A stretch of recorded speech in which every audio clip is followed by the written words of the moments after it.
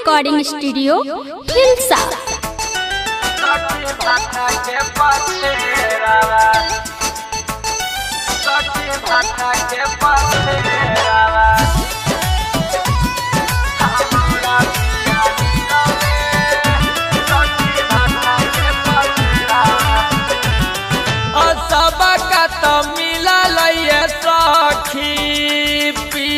फुआला खेरावा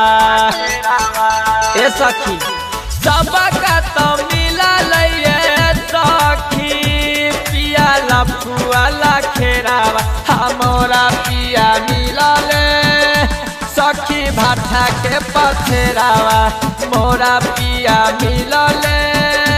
सखी भाटा के पथेरावा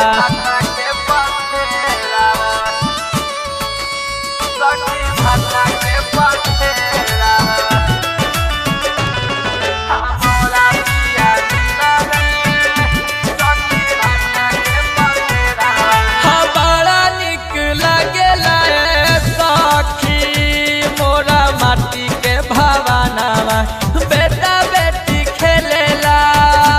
सखी दुआरा गानावा बड़ा निक लागेला सखी मोरा माटी के भावनावा भले मजदूरी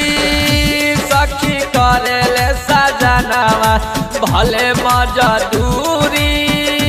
सखी करेले सजनावा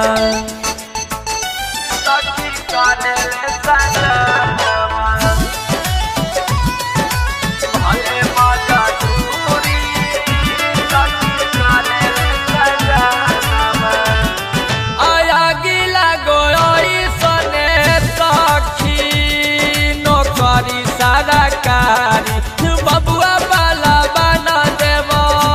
रुना करी है बेगारी गिला गोई सने सखी नौकरी सरकारी बड़ा भाग मिलले सैया कुंदन बिहारी बड़ा भाग मिलले सैया Kundan Bihari RT recording studio Hilsa.